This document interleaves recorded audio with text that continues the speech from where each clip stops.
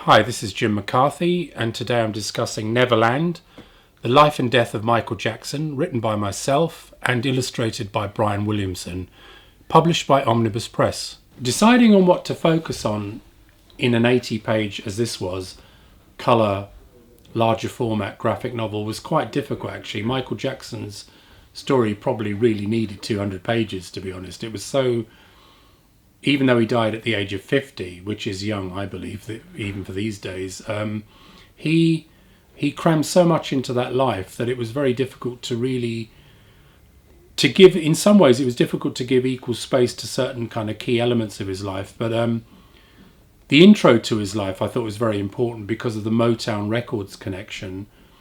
And also the fact the book for me started with, and I thought Brian Williamson illustrated that quite beautifully, the move from Detroit by Motown Records to Los Angeles in 1970-71.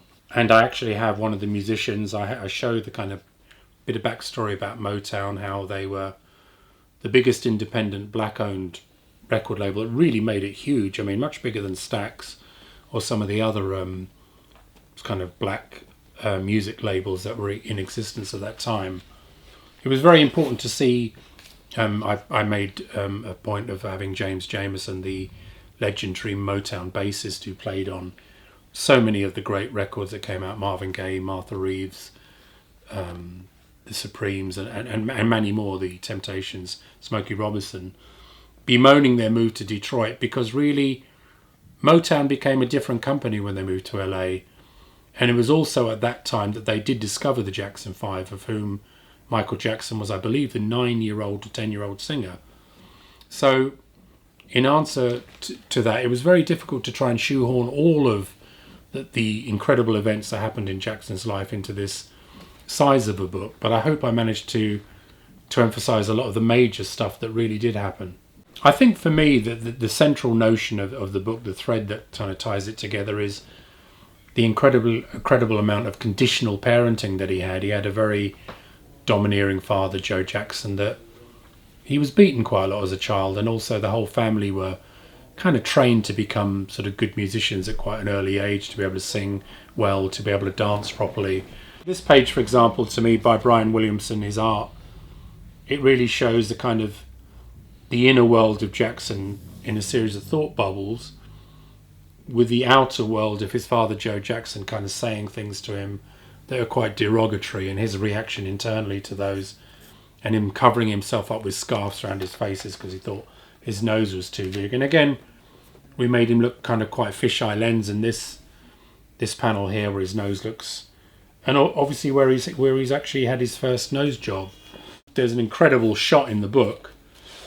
Again, another really wonderful piece of artwork by Brian Williamson, where symbolically on a double-page spread we kind of see him tearing at his own face, and lots of his different faces throughout the years of makeups for Thriller, and you know, the kind of zombie faces he had in that, and also the plastic surgeries that he had where his face is changing. That really, to me, that picture could sum up 10 pages of detail about going through every detail of every surgery he had, every clinic he attended. It's all said to me in that double-page spread, with that excellent artwork by Brian Williamson.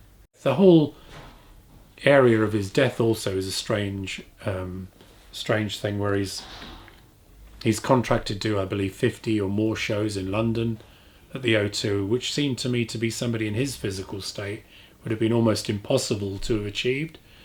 And in some ways, it almost seemed, in a strange way, him dying when he did, it's almost like, I know this is going to sound bizarre, he couldn't have orchestrated it better in a way, because could he have done those shows? I don't think he could have.